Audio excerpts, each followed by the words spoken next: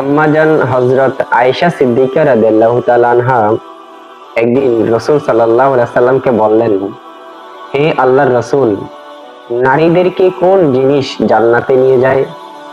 রাসূল সাল্লাল্লাহু আলাইহি সাল্লাম বললেন, যে নারী ৫ ওয়াক্ত নামাজ পড়বে, রমজান মাসে রোজা রাখবে, স্বামীর আনুগত্য করবে, লজ্জাস্থানের হেফাজত করবে, কাল কিয়ামতের দিন তাকে বলা হবে যে তুমি জান্নাতের যে কোনো দরজা দিয়ে জান্নাতে প্রবেশ করো। সুবহানাল্লাহ। কিসের এত ক্ষমতার বড়াই? ক্ষমতা যে চিরস্থায়ী নয়, এটা পৃথিবীর সবচেয়ে বাস্তব কথা। আজকে নমরুদ কোথায়, ফেরাউন কোথায়, কোথায় আবু জাহেল, কোথায় উতবা, কোথায় সাইবা, কোথায় তাদের ক্ষমতা? তাদের ক্ষমতার দাপট আজকে কোথায়? চেঙ্গিস খান কোথায়? এই যে ক্ষমতার প্রভাব প্রতিপত্তি, কোনো কিছুই থাকবে না। যে আপনি ভাবতেছেন আপনি খুব ক্ষমতার অধিকারী হয়ে গেছেন, আপনার দল ক্ষমতায় চলে আসছে, আপনি আপনার দলের ভালো একটা পদে আছেন, আপনার কি মনে হয় আপনি কি চেঙ্গিস খানের চেয়েও ক্ষমতাবান? আপনার কি মনে হয় আপনি কি নমরুদের চেয়েও ক্ষমতাধর? আপনার থেকে বড় বড় ক্ষমতাধর পৃথিবী ছেড়ে চলে গেছে, তাদের নাম গন্ধও নেই। আপনি যদি ক্ষমতার অপব্যয় করে থাকেন, আপনার নাম এই পৃথিবী থেকে মুছে যাবে, আপনার নাম বলার মতো পৃথিবীতে কেউ থাকবে না। সুতরাং ঘৃণা পাওয়ার থেকে ক্ষমতা না রেখে মানুষের ভালোবাসা কুড়ানোটা হচ্ছে সবচেয়ে বুদ্ধিমানের কাজ।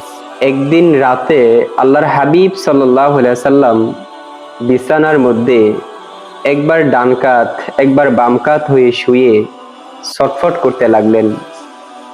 আম্মাজান আয়েশা সিদ্দিকা রাদিয়াল্লাহু তাআলা আনহা সহ্য করতে না পেরে বেকারার হয়ে জিজ্ঞাসা করলেন, হে আল্লাহর রাসূল, আপনি এত অস্থির কেন হচ্ছেন?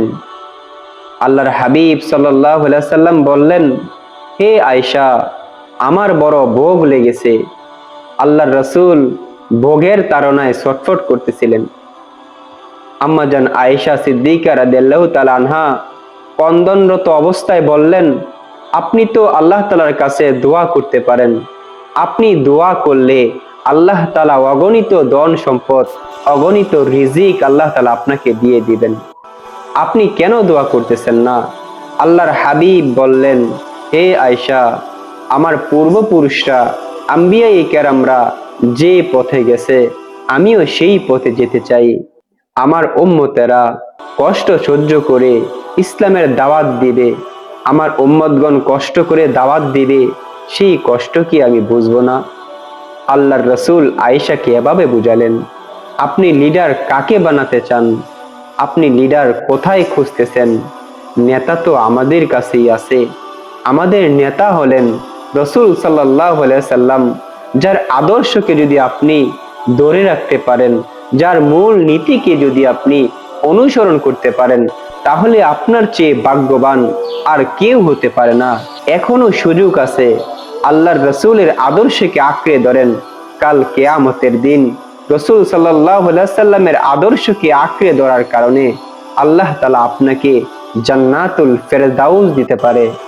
আল্লাহ তাআলা আমাদের সকলকে রাসূল সাল্লাল্লাহু আলাইহি সাল্লামের আদর্শকে আঁকড়ে ধরার তৌফিক দান করুক। সকলে বলি আমিন। মন চাইলেও দেখা করতে হবে, মন না চাইলেও দেখা করতে হবে। বলুন তো কার সাথে? মালাকুল মউতের সাথে।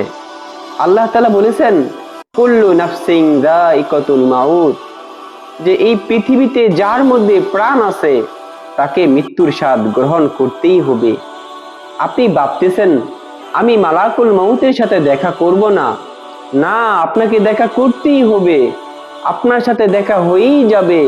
সেটা 1 সেকেন্ড পরে হোক, 1 বছর পরে হোক, 1 যুগ পরে হোক, মালাকুল মউত আপনার সাথে সাক্ষাৎ করবেই। মালাকুল মউত আমাদের কাছে এমনিতে আসবে না, আমাদের জান কবজ করার জন্য আসবে।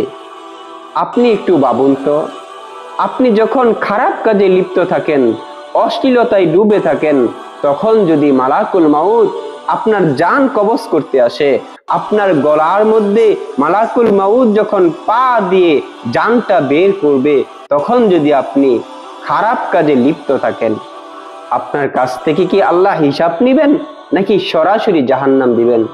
বলুন তো, একজন আসামি যখন খুন করা অবস্থায় পুলিশ তাকে ধরে ফেলে, তখন তার শাস্তিটা কেমন হবে? তার শাস্তিটা তো সরাসরি ফাঁসি হয়ে যাবে। রসুল সাল্লাল্লাহু আলাইহি সাল্লাম বলেছেন, এই দুনিয়াতে যে ব্যক্তি যেভাবে মৃত্যুবরণ করবে, কাল কিয়ামতের দিন সে সেভাবেই উঠবে।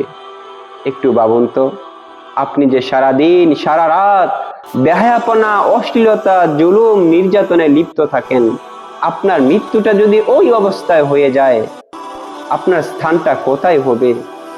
এজন্য সাবধান, দুনিয়ার মোহে পড়ে, দুনিয়ার লোভ লালসা, অশ্লীলতা, বেহায়াপনাকে একদিকে রেখে রবের দিকে ফিরে আসেন।